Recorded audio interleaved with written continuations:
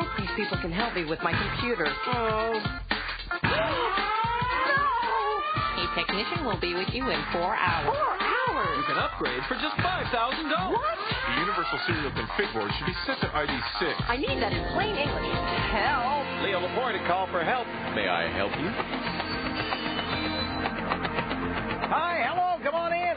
How you doing? Oh, yeah, a little slow after the big Labor Day weekend. Can't move quite as fast as usual, huh? Is that it? Well, yeah, I know the feeling.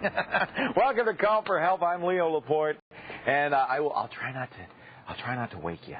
We'll do this calm, cool show. Today, as always on Call for Help, we're going to help you get the most out of your personal computer. We're going to do it in plain English. We're going to have some fun doing it. And I want you to know, if you're new to the show, the motto, the theme, the pulse that keeps this show going is, it's not your fault. Many people, they sit down at the computer, they feel dumb, they feel like, oh, why don't I get this? A 10-year-old kid's better at this. What's wrong with me? It's not your fault.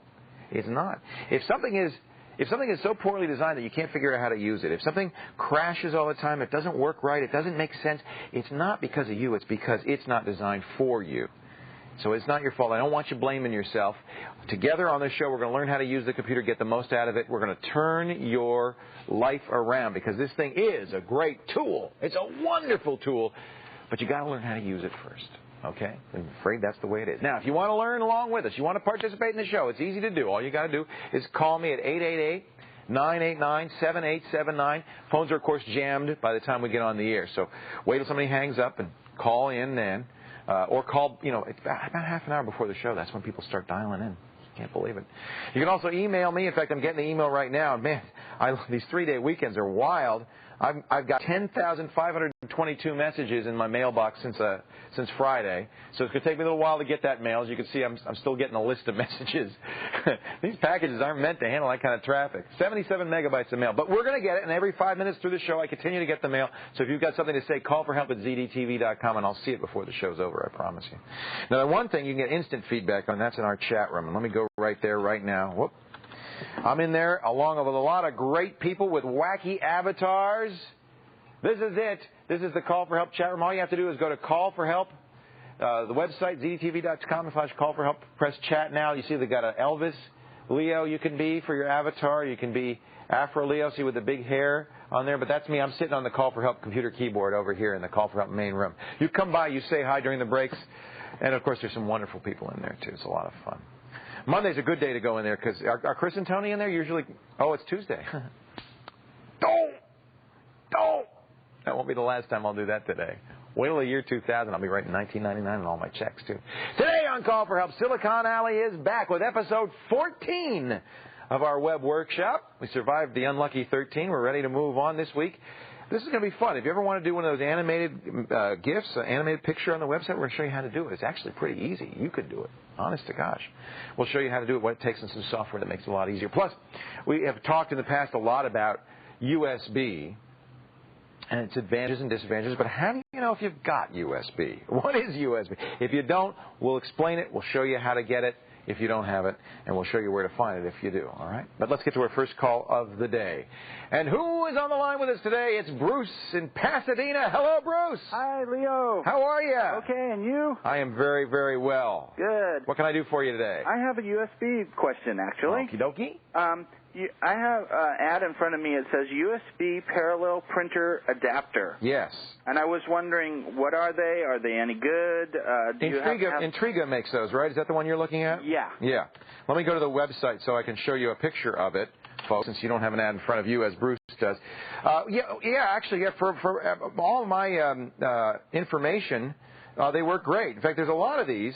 Now, you should understand what it is it allows you to hook up a regular printer, a parallel printer, to a USB port. And the reason they invented these is because the new iMacs don't have printer ports, right? Right. Actually, they wouldn't need a parallel printer. But it's nice because it allows you to hook up a parallel printer to an iMac. It also solves the problem, the big problem of what do you do when you want to hang, as many people do, 3 or 4 things off your printer port? You know, right, now everybody's got a printer, a zip drive, a backup tape, cameras, all sorts of stuff hooked up to the printer port. So these things work great, but they don't work for some of the things you might want to use. For instance, they don't work for zip drives.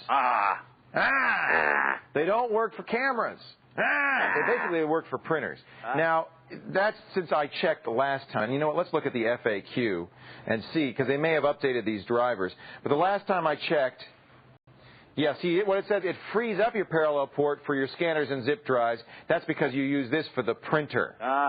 So it might be a solution for you, because what you do is you put your printer on the USB port. Now, do you need an IRQ for that? Well, no, because you already have an IRQ for USB. So he's talking about those interrupts. You know, every device on your computer, most devices on your computer, have to have a way of letting the computer know they've got some data or they're done or whatever. They do that over what's basically a phone line to the processor called an interrupt request line. Each one has to have its own. There's only 16 in the whole computer. You can see you've got a problem here if you attach too many devices. So what Bruce is talking about is avoiding these conflicts. So this would solve a couple of problems. Let's say you've got a zip drive and you've got a scanner that you want to hook up to the printer port. Well, you can't hook them up to the USB port. You cannot hook them up to the USB port using this, but you can hook your printer up. And so what it has to do, it has software that has to trick the computer into printing to the USB port. So that would allow you, the printer port uses IRQ7, so it would allow you to either disable that and recover an IRQ for some other purpose, or if you wanted to hook up a scanner or a zip, you could hook it up to the printer port. All right? Okay. You know, one thing people don't know, and I'm glad to tell them, is the printer port is actually faster, potentially faster than a USB port. Did you know that? No. Which is one reason why you probably want to put your printer on this thing and leave the zip drive on the parallel port. It is quite a bit faster, in fact. It's almost ISA speeds, a couple of megabytes. This is 12 megabits, which is per second, 12 million bits per second, which is, let's divide by 8, and what do we get? 1.5 megabytes a second. And the parallel port is capable of 2 megabytes, almost 2 megabytes a second, so slightly faster. Okay? Okay. Does that answer your question? This company, Intriga, makes great stuff. In fact, we're going to show their USB card a little later on. I think USB is a great product, and I'm really excited about the ease of use that it adds to the computer. It makes it much easier to add stuff. Thank you, Bruce. Okay, Leo. Hope you're feeling. Are you feeling a little better? Doing better, thank you. Good, all right. Bruce is in the hospital a little bit. It's good to hear from you again. Hey, it's time for a web tip. Are you ready? This is a great idea. You've all heard about Push. We're going to show you how to save connection time with an offline browser. Remember Push technology? It was supposed to be the next big thing, a revolution in the industry. Pointcast led it, remember, and they're still around somewhere. The whole idea was instead of you going out with your browser to get information would come to you, be downloaded in the background. Well, it still lives, Push still lives in this kind of technology. You can actually do this with Internet Explorer, but this is a shareware product called Offline Explorer that does a really nice job of letting you download a website for looking at later. Look, I downloaded Leoville. My whole website is now on my hard drive. How do you like that? Even when I click on links, instead of hey, that one didn't. Well, I hadn't finished downloading, that's why. Instead of pulling them up off the hard drive, let me go back home and click something that I have. I can pull them up. There's a little bug. Off the net, I can pull them up off the hard drive, which is faster and also is of a great advantage when you're not online. Let's say you're in an airplane flying somewhere. You can download a website onto your system and browse it at your leisure. Here we are right now. We're downloading, you see right here, all of the links from my website, and I'm going to keep them on the hard drive. Now, you might be careful. You could actually put a lot of data on the hard drive. I'm already up to a megabyte, and I've just begun. So you might be careful. But this is a great product. It really does a nice job. Meta Products Offline Explorer, our web tip of the week. Browse your way through the net without even dialing up. How do you like that? Coming up next, we're talking about USB. I hope you have it. I mean, it's really a wonderful way to connect things like keyboards, mice, joysticks, scanners, modems to your computer. We'll show you how to find out if you've got USB, and if you don't, how to add USB when Call for Help continues.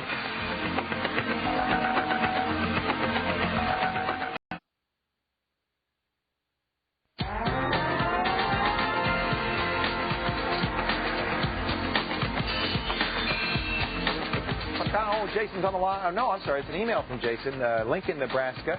He writes to us, help, help, help. With all the new USB toys coming out lately, I need to know whether I have USB ports. How do you know? Well, this show is called Call for Help, so I'm glad to get your call. Let's talk about what USB is, okay? USB stands for Universal Serial Bus. It was something Intel invented because of this problem we were talking about last segment. You only have 16 interrupts in here. It's really a pain if you've ever tried to add capabilities to the computer, whether by plugging it to the printer port, plugging it into the serial port, or even adding a card. It can just be a nightmare getting the things working. So Intel said, we know this is a problem. We've got to find some way of expanding the capability, the expandability of the computer. So they created USB. It's a way of just plugging stuff into your computer, up to 127 devices per USB connector. So there's really kind of no limit to what you can do. 127 devices. You just plug them in. You don't even have to turn the machine on. The machine just automatically recognizes it. And if all goes well, you'll be able to use that device right away. So how do you know if you've got USB? Well, the first thing to do is look in the back of your computer. If you have it, you will almost undoubtedly have these. You see these? See that? First of all, see that logo? That's the USB logo. It's like a tree with 3 roots. And actually, it's on its side, so it really would be a dot on the left and those 3 dots on the right. And then those 2 connectors are USB connectors, these little ones. This is where you would connect your USB device with a USB cable. So here I have a USB cable. Let me just plug it in here. And just like that, we're connected. Now, each one of these connectors in the back can have 127 other devices attached to it. Can you imagine that? So we really have no limit to the kind of connections we can do. I hope you have one of these. It's possible that you could have a motherboard that supports it and you don't have a connector on the back, but that's, if you bought a computer from a company, that's rare. And then if you have a situation like that where like you put in your own motherboard in there, well, you just look in the motherboard manual, see if it supports USB. The other side, of course, is software. You need Windows 98, and I highly recommend Windows 98 to run USB. Later versions of Windows 95 were capable. I don't recommend them. You can tell if you have USB capability by looking at your device manager. That's just open up the system control panel. So we're going to go to our control panels, open up the system control panel, look at the device manager, and right at the bottom, Universal Serial Bus Controller. If you have that and there's not X'd out or no exclamation marks, then you've got a Universal Serial Bus and the software to support it on your computer. You can add universal serial buses, and it's not a bad idea. Most computers allow you to do this. This is a USB card. They're cheap, $40 or $50, and as you can see, you just put this. Now, you do have to do that one installation where you're going to add a card in there, and of course that's problematic. But you only have to have one card, and then you can add all these devices to here. You don't need this if you have a USB already. There's no reason that if you say, oh, I only have 2 connectors in the back. That's not why you'd put this in. That would be you would get a hub then if you want more connectors. This is for if you don't have USB at all. A number of companies make them. This is ADS Technologies. We talked about Intriga a second ago. They're a good USB company. They also make this. Very inexpensive, $30 or $40. I do recommend it. If you have a relatively new computer without USB, I highly recommend putting USB in there. You're going to find all sorts of uses for it. To take a look at the kinds of things people are doing with USB, go to www.usb.org.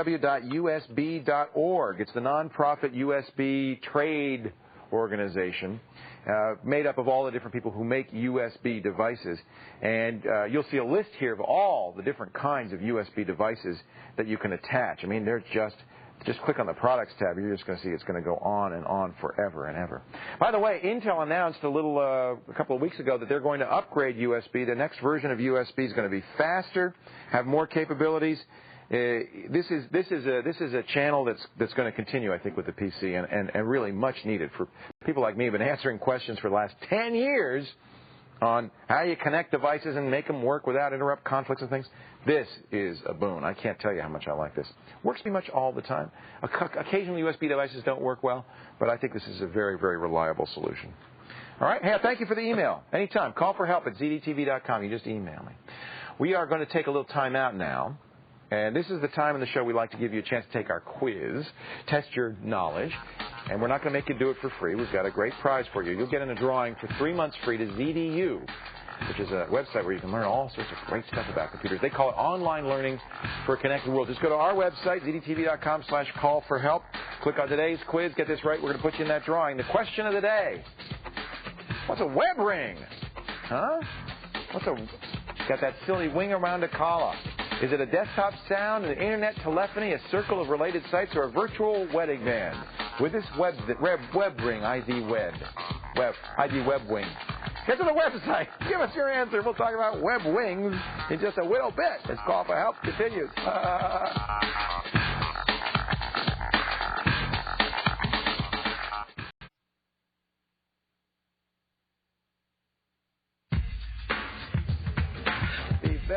very quiet. I'm hunting Phoebes. It's freeware time, our free file of the day. Every day, if you go to the Call for Help website, you will find a link to a free program, and many of them are really just fabulous. This is a great one today. Games Grid's Backgammon. It allows you to play backgammon online for free. Now, I can't get online right now because I don't have my password yet, but let me show you. What's nice about it is they have some really nice-looking backgammon boards. You can choose all different kinds. Here, I'll just go through some of the different boards. You got bird's eye maple, wood, stone, bluestone. You can have 2D or 3D, depending on which one's easier. It does a lot of nice things like automatic moves are played automatically, forced moves and so forth. Plus, it'll keep track of it, so no cheating. It is a really nice version of backgammon you can play against real people online. It's the free file of the day from the ZDNet software library at hotfiles.com, and you'll find it by going to our website. Click every day to find out what new goodies for your PC. You can find it www.zdtv.com/call-for-help. We're chatting right now in the chat room. They're talking up a storm. They're talking about USB and all the cool things they want to do with USB and so forth. If you want to get in the chat room and chat along with them, www.zdtv.com/call-for-help. You ought to know that by now. And click on the Chat Now button and get on in there. Let me just say hi, because I didn't get in there during the last break. Hey there! Tease them. Time for a live call from Dennis in Lenox, Georgia. Hey, Dennis. Hey, Leo. How are you? Oh, fair. Well, fair to Midland, huh? Yeah, it's kind of hot outside. Kate and I are going to, we're going to meet the governor of Georgia in October. Hey, cool. And then we're going to go, I don't know if we're doing any appearances in Georgia. I hope so, in Atlanta. And then moving on to Greenville, South Carolina. But I'll let you know the details when that comes around. What can I do for you? I wanted to know, is there a device that can be hooked up or that will connect, say, a VCR to the computer and let you burn, like, home movies onto CDs? CDRs. Like directly? Yeah. Or, record it to the hard drive and then put it onto the CD. Well, that's, you could do that. And all you would need is a video card or a video capture card that could take TV signal in. Mm-hmm. And there's lots of them out there. One of the cards we talk about all the time, the ATI All-in-Wonder, not only has the capability of putting TV out, but it also can get TV in. Any card that says it has video capture can do that. So you plug the camcorder or the VCR up to that card. If you don't have an ATI All-in-Wonder and you want to get a secondary card, you can. They have video capture boards. You can even buy an external USB device like the iOmega Buzz, B-U-Z, that will hook up to your USB port and allow you to get video in. It's not quite as good quality as a capture card, but it's certainly very easy. Then what happens is you're going to record your data into an AVI file, okay? And then now how do you want that CD to play back? What do you want to do? You want to make it like a DVD, or do you want to just have a regular data CD? Well, if you record it in DVD... You can't give up the idea for now of making a DVD out of it. Okay. They have DVD authoring solutions. That's what it's called, but they're tens of thousands of dollars. Very, very expensive. Yeah. I hear a little one in the background. Is this what you got videos of your kid? Yeah. Yes, that's what I thought. A 3- and 7-year-old. Oh! That's great. Well, I have a 5- and 7-year-old, so I have a pretty good idea of what kind of videos you have. Yeah. And I have a lot of, we were just looking back because it was Henry's 50th birthday over the weekend, and we were looking back at his birth videos and stuff, and I was thinking, gee, I have to fast forward through all these tapes. Wouldn't it be great if I could get them on a CD? Yeah. So I have the same idea as you do. I think right now it's not going to be ideal because you're going to digitize it, then you're going to take that AVI or that QuickTime, and you're going to burn it onto a CD, and in order to watch, you're going to have to stick the CD in, double-click it, and look at the video on a computer only, okay? Okay. You're not going to be able to watch it on TV. The quality is also going to suffer by that process. Now, hold on to those tapes, because in a couple of years, you're going to be... The CD thing was the same way. About 5 years ago, CD authoring was hundreds of thousands of dollars to make your own CD. Now anybody can do it, right? Right. I figure 5 years from now, you're going to have the same situation with DVD. You'll have a recordable DVD in your computer. There'll be easy ways of making your own DVD, and that's what I'm waiting for that. Can you wait 5 years? I got no choice. Well, you do have a choice. You could do it this way, but I think you're going to be less satisfied with the results. Right. Well, but it'd be good for sending to Grandma or something. Yeah, I was going to keep the tapes, and just burn them to the CD, safekeeping. Well, that's exactly what my thinking. But again, the quality is going to go downhill a little bit, all right? Yeah, tapes wear out, Yeah, well, I agree. I have all these tapes, and I'm really worried. Those you cannot get that birth video back again, right? Yeah, the wife said don't record over them. That's right. I don't blame her. Okay? Okay. There's some ideas, Dennis. But as far as I know, maybe somebody will send us an email. I don't think there's any way of just hooking up the TV directly to a CD burner and doing that. That would be great. Well, I'm having a PC built. And can you make any recommendations as to what I can tell them to put in? Yeah, if you're going to start from scratch, I would get an ATI All-in-Wonder 128 video card because it's TV in, video out. So it's exactly what you want to do. And then get an internal CD burner. You don't have to spend a lot of money on that. Yeah. All right? Okay. Hey, thank you for the call. All right, Leo, can I get a picture? Yeah, of course. Hang on the line, all right? Okay, buddy. Stick around, folks. We have today's story of the day, our news story, and our Macworld Mac tip of the day all coming up as Call for Help continues. Don't go anywhere now.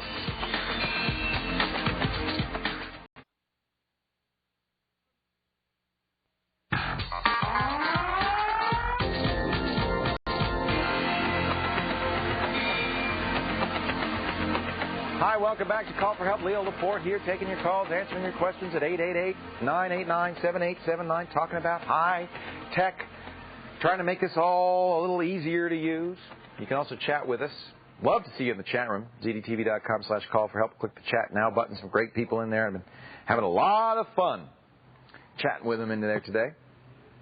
This is the time of the show, we're about halfway through. We like to check in with the newsroom, see what's going on in the world around us. The lovely, the talented Lynn Espasto is here with the latest news. Hey, Lynn. Hi, Leo. How are you? I'm great. What's up? Well, have you seen any good movies lately? You have to answer that if you haven't. I did. I just saw the new Albert Brooks movie, The Muse, with Sharon Stone. Was it funny? Very funny. Loved it. Well, I saw Runaway Bride over the weekend. Oh, how was that? I thought it was hilarious. See, I think Richard Gere has great chemistry with Julia Roberts. I agree. And I loved her last movie, Notting Hill, was incredible. Me too. Well, apparently lots of moviegoers have enjoyed movies this summer. Americans bought a record-breaking $3 billion worth of movie tickets. And now new technology could change the way your favorite movies are made. Deborah Amos filed this report. From silent films to special effects, a lot has changed in Hollywood, but not this. It still takes a big roll of film and a light to make the pictures move. Now, digital technology is replacing those film rolls, and that is changing the way movies are distributed and shown. It's fantastic. It's electric. It achieves everything that we wanted to do when we were actually making the film. The first demonstration came this summer when 4 theaters showed a digital version of Star Wars.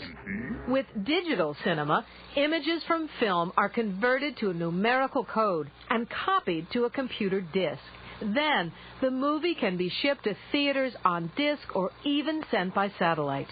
Once in theaters, the digital code is converted back to sound and pictures by a computer-controlled projector. This one has 3 electronic chips, each containing more than 1 million microscopic mirrors. The computer constantly adjusts the mirrors to project light and color to form the image on the screen. The ability to deliver has only recently become of the quality that the public will not only accept but applaud. The makers of digital cinema argue that their technology actually produces a better image, even though the colors aren't as rich. They say the picture looks more stable, and digital movies don't fade, they don't scratch, they don't break, or show any other signs of wear. We're at the cusp. We're at the very beginning of this evolutionary period where people are going to be able to make extraordinary things in ways that they never could before. And what are they making now? Engineers in Japan are building the first movie-quality digital camera to replace film. The next time the Force is with us, it will be digital. So things are changing on the silver screen. Gives you one more thing to think about next time you catch a matinee. Leo? Wow. Love that. That's amazing. Hey, thank you, Lynn. I appreciate it. Alice will be here tomorrow. All right. It's good to have you, though. Thanks. Don't go anywhere. Bye. All right. She just left. See, every time. For more news on that and all the technology news, tune in to ZDNN reports throughout the day on ZDTV or on the website. You'll see the name right down here, all right? Are you ready? Are you ready? It's time for our Macworld Mac Tip of the Day. And a tip of the hat to Macworld's Chris Breen here is going to show us how to keep your custom launcher icons. Yes, I am. Huh? 10,000 email messages, man. Can you believe that? And people get mad at me for not answering them. You're not going to answer all of them? No. I am not. I'll be brutally honest. Oh, okay. I'm not even going to read them all. I can't. How could I? Couldn't read. Could you read 10,000 messages? I would just send out one message, buy a Mac. That's not a bad idea. I'll have to try that. Yeah, just a macro. No! Oh, okay. No! If everybody bought a Mac, I wouldn't have a show. All right, now show us a tip here. Oh, okay. The tip here is we have our launcher here. Yes. Launcher is a program that comes with an operating system. Makes it easy for people, kids especially. Right, to run exactly. You can put your little programs in there and click on them once and they launch. Yeah. Well, what I'd like to do now is I'm going to create a custom icon for this. So I'm going to take my AppleWorks here. Right. Command-I to get info. Right. And I'm going to select another one to grab So you want to take the icon from Digital Color Meter, which you do by selecting and doing copy. Right. Okay, Command Put C. it here and Command V to paste it. it. There you right? go. Custom icon, very lovely. Now I've got a custom icon. Love that. Hold Beautiful it over icon. here. Oh man, it didn't. It reverted. No, it didn't. That's interesting. Didn't do it. So that's what you're talking about. How to keep that custom icon. Right. You want to keep that custom icon. So what you do is you go to the Launcher Items folder, which is inside your System folder. And you change that icon. No. Check this out. Command-I. Yeah. Close it. That's it? Go back here. Click on another to folder. refresh the picture. It worked. And there it is. So you don't have to do anything. You just open it and close it. It's a system glitch. It's a bug. It's a bug. And so this is how you work around that bug. Well, that's kind of cool. Yeah. That's a great tip. Now, did you discover that on your own, or did somebody write that in, or how'd you find That was actually on Apple's Technical Information Library. Yeah. They fessed up. They knew they had all the problems. Hey, that's very cool. I like that. Nice tip. As always, from Chris Breen. Catch his work at Macworld Magazine or at macworld.com. Or right here. Oh, right here? On Call for Help. That's right. And you do daily tips, don't you? That's right. What is that all about? Well, you can get them once a business day. Sign up for the newsletter, and it's mailed out into your mailbox. Is that from macworld.com? Yeah. I'm going to have to subscribe to that. Please do. Thank you, Chris. Appreciate it. You're welcome. See you soon. Coming up next, does your website just sit there? Who wants a static site? Don't you want an all dancing, all singing, all laughing site? You can add life to your page with GIF animation. Whether you should, well, that's up to you. In just 2 minutes, Silicon Alley is going to show us how. She'll give you the power as Call for Help continues.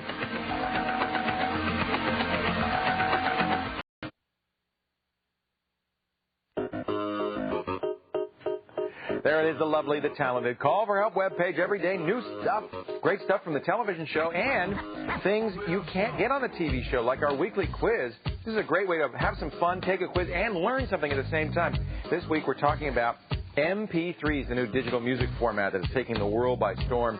10 questions that will test your knowledge and teach you something about MP3s. And by the way, you get this right, or even if you don't, at the end of the quiz you're going to get a form for a chance to win your very own Call for Help t-shirt. We give away one of these t-shirts every single day. I love the t-shirt because it says it's not your fault on the front. Actually, it's not my fault on the front. And then you turn around on the back, and it has the Call for Help logo and everything. Isn't that nice? These are beautiful t-shirts. I wear it in the gym to attract women. Hasn't worked yet. No, I'm just kidding. I don't even have one. Where's mine? Maybe I have to take that quiz. Well, welcome. It's time once again, my friends, for the Busy Web Workshop. Every week, we give you a helping hand on building your own website. Today, we're going to add some animation to your site. And I'm not talking Disney here. I mean, this is actually a way of making things move, to wake up, to actually create your own animation. You don't have to be an artist. There are a lot of programs that make it easy to do, but you know what? Let's find out from the master, the pro, the woman who can animate any web page. Silicon Alley, she's been trying her hand in the graphic department, and she's going to show us how it all works. Silicon Alley, welcome. Yes. And by the way, we're not alone. We're not. No, joining us right now, the fabulous netcam star, Ken, from Carthage, Mississippi, wearing his own ZDTV cap. Oh. Very attractive, Ken. Happy birthday, Allison. Thank you, Ken. You sent me a cute greeting, too. Did Thank he? you. That's yeah, more than really I did. nice. Happy birthday. Your flowers are coming later. So, Ken, your assignment last week was to add some sound to your website. Did you do it? Yes. So if I go to the Choctaw site, I'm going to hear something? Yes, eventually. All right. Why? Is it a really large sound? I had some problems with the editor, and it wound up being a fairly large file. But now, what is this? This sounds great. Yeah, it does. It's a Choctaw jump dance song. A jump dance? Right. Wow. Is this, how old is this? Is this recently recorded? Or? It was recorded in 1965, so kind of hissy and all, but it's a cool recording. Hissy's not the deal. I mean, this is great. It's great to hear this. It's wonderful. Yeah. And you know what? I think this adds a lot to your page. The only thing I'd say is you could make it smaller. Yeah. Just to give it, because really all you need is the flavor of it. It also won't stop looping. It goes forever. Despite the fact that I've told it to loop twice, it just loops forever. Well, yeah, often some browsers don't recognize that looping command, and actually that comes up in the next, in animated GIFs when we talk about that too. Yeah. So often, that is a problem. I'm just looking at your source code here to see if there's any, you've got it to once, and it still loops forever, huh? Right. Oh, well. I think if you have false, it'll just play once, though. Maybe loop false. Let's try that. False. Yeah, it did do that, but then it also took a while to load and was real jerky, so I wanted it to play again so they'd hear it, but then it loops forever. This is a voyage. We're all learning, and that's the whole point. It's not, we're learning how to do it. Right, absolutely. And I got to say, Ken, in the 14 weeks we've been doing this with you, this site has gotten richer and richer and more wonderful. You're doing a great job. Thanks. Did you ever think you'd get to this point? No. Congratulations. I'm very impressed with what I've been able to do. I am too. I'm impressed too. Well done. Are you ready to put some dancing on the site to go with the jump dance music? Yeah, we'll see. All right, we're going to do it right now. We're going to show you how to do an animated GIF. Now, let's talk about what an animated GIF is. Right. Basically, it's like a little cartoon. It's like a flip book. Miriam, our floor director, made us a fabulous... She has defaced one of our books here and given us a little movie. So you get an idea. That's what it is. All movies are repeated frames. Right. It's just a bunch of frames linked together, edited together. Or what I do want to point out, though, is that you can also use just two opposing images. You could have an apple and an orange and have them flashing on What and this off. comes from is the way the GIF file format was designed, and people didn't know this for a long time, by the way. I was really shocked the first time I saw a web page moving, and there was just a little feature that nobody knew about in the GIF 89 format that allowed you to have multiple images in one file. Right. And if the browser knows that, it can play those images in sequence. Now, if the browser doesn't know it, there's no big deal. The first image, sometimes the last image, but usually the first image will be all they'll see. So they'll go see So make sure your first or last image is the image that you want. Absolutely. And then if you're lucky and they're using a modern browser, they'll get the full image. Right. Animation. And that's important if you're doing something like, if it's something crucial to your site, like a phone number, perhaps, or something like that. Start make sure with the number.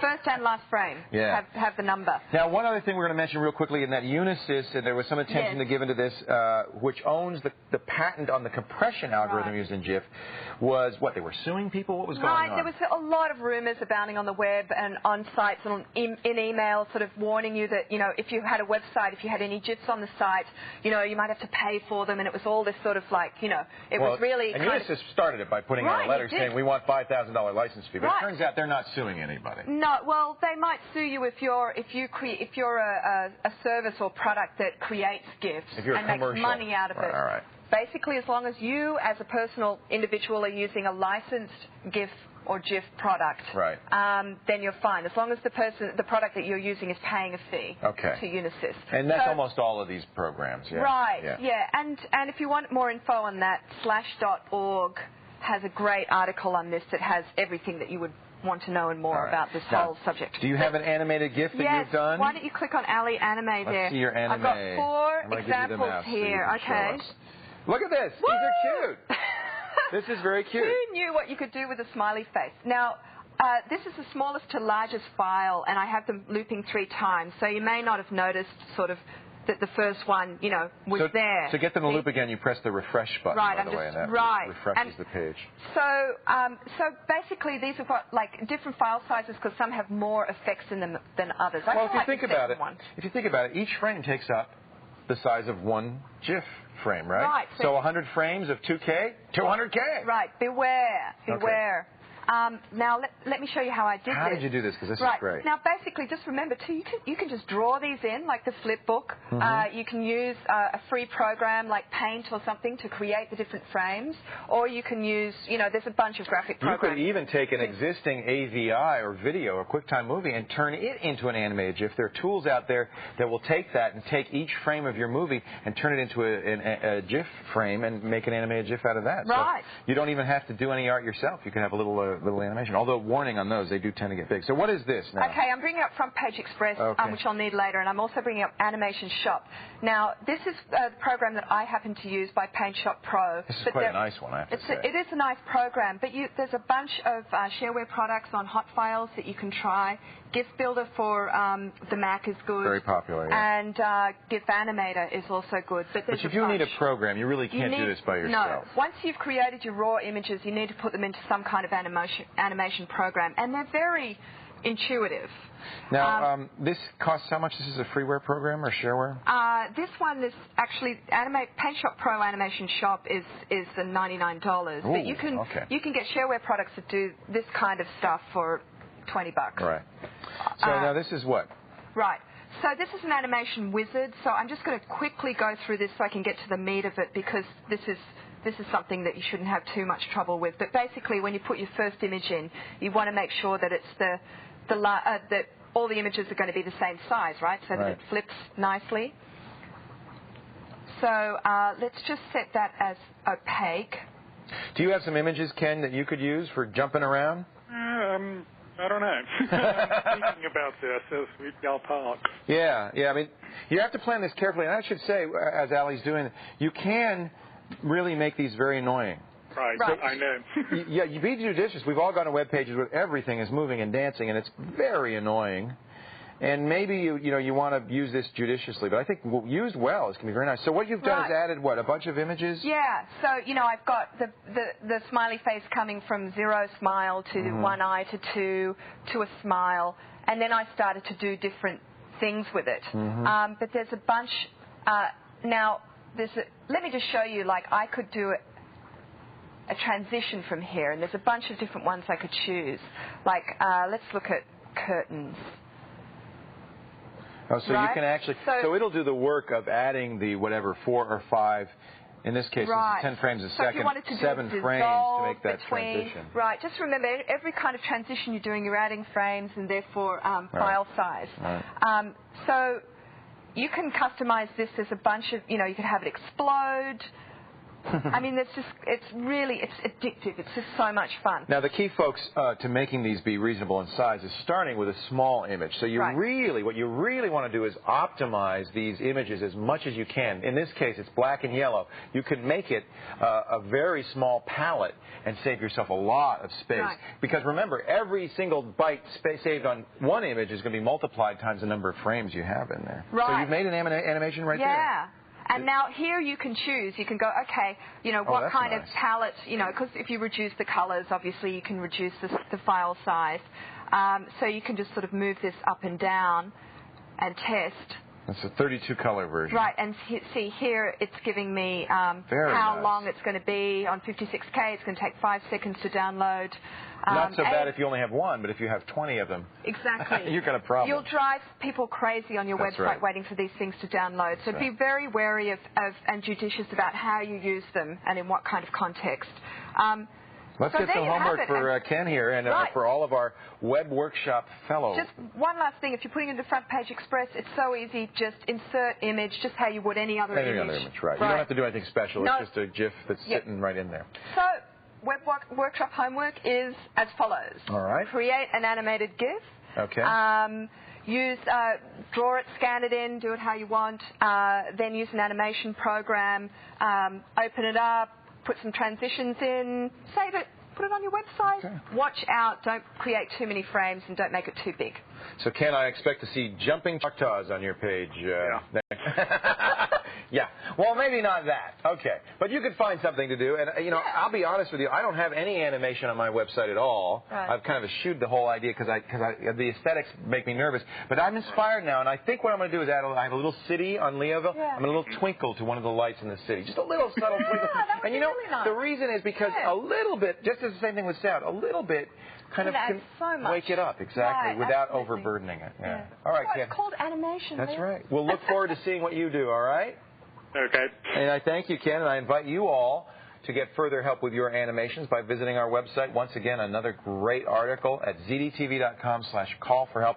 In fact, read all 14 of the Web Workshop articles. They are so great. I think probably we've got a book there right now that could just really help you design your own website. And should people go to leoville.com/Allie to see what you've done with? Are you putting anything on there? I've got something in the diary, yeah. Right. And also, did you ever tell them about the Kookaburra sound? I've got it up and running on my site. Is it working? Yes, it is. All right, we had a little trouble with it last week. But no, it's right there.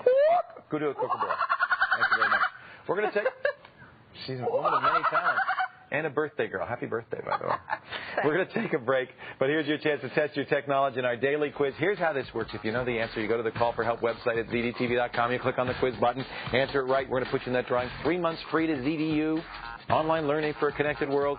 All you got to do is answer this. What is a web ring? A desktop sound? An internet telephony, a circle of related sites, or a virtual wedding band. Get to the website. Give us your answer. We'll talk about web rings in 60 seconds. We'll Call for Help continues.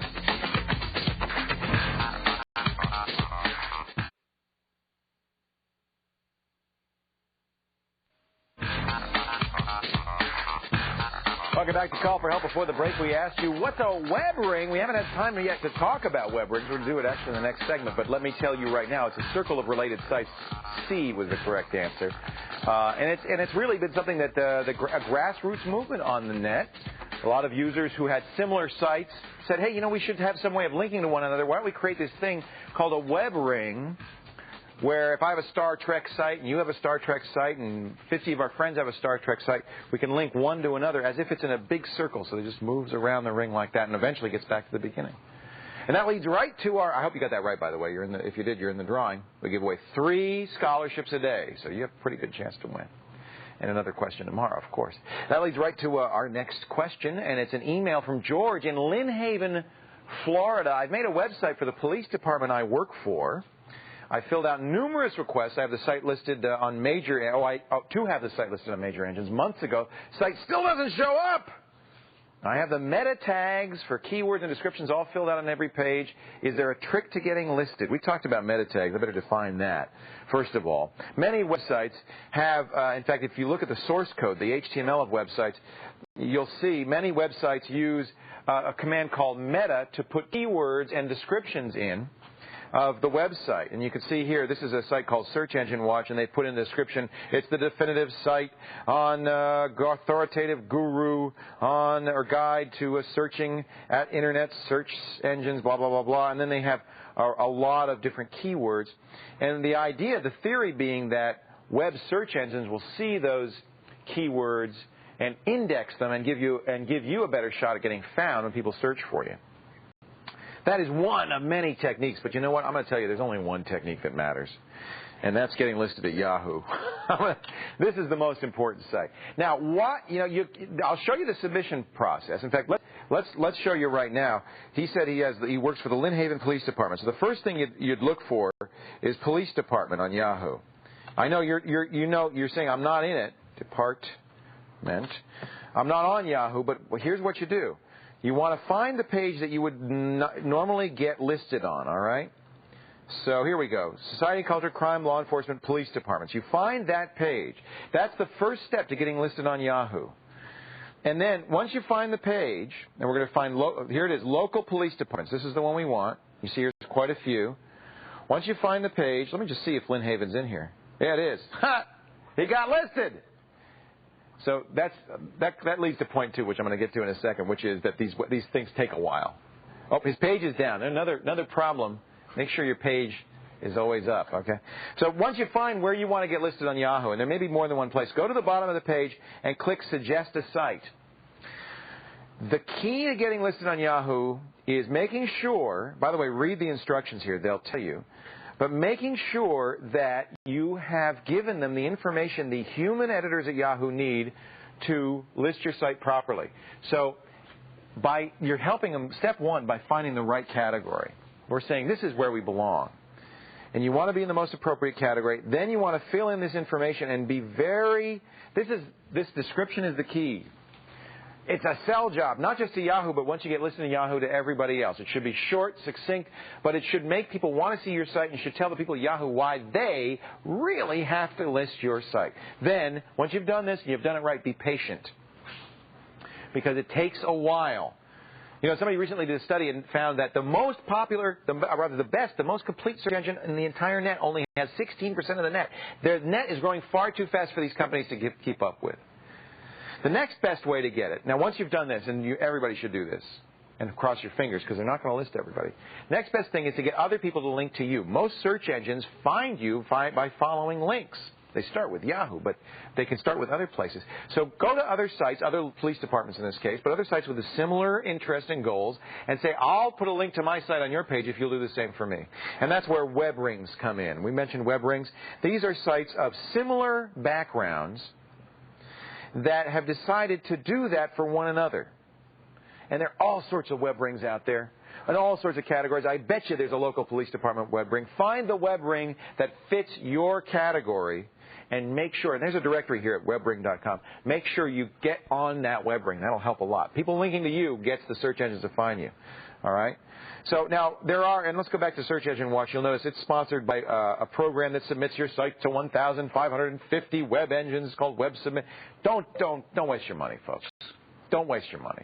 Search Engine Watch is a great place, and I highly recommend you go there to find out what search engines are looking for. And I appreciate that these people sponsored them. But truthfully, you're going to do a better job going to the top 10 search engines and by hand entering in your entries. How long is that going to take you? One evening, because you're going to make them all exactly right. I don't recommend these automated programs. I don't find that they work very well. Okay? I hope that helps.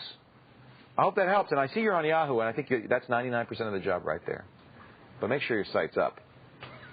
Just enough time for one more call, folks. The answer to your toughest computer question, it might just be a commercial away. This call for help continues. You stay here now. Don't go anywhere.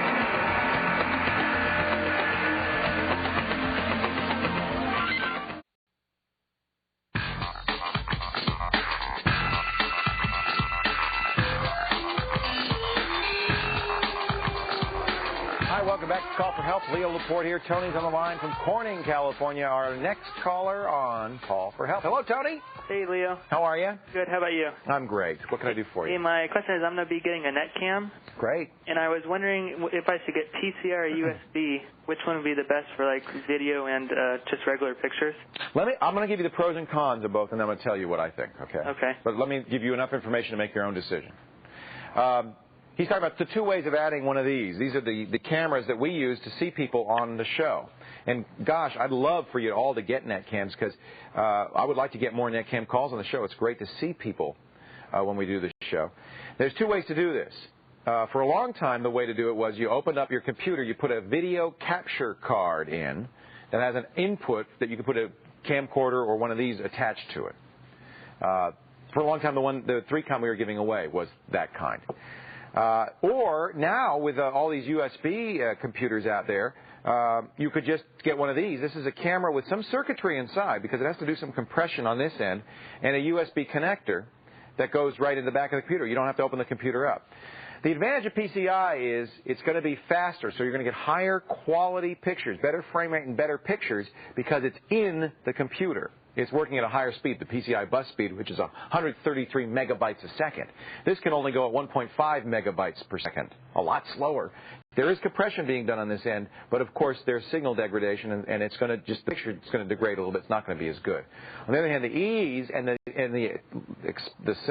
inexpensiveness of these cameras makes me recommend them, because for most people, the quality of the picture, especially if it's netcam calls, is not as important, because the Internet's going to mess it all up anyway, okay?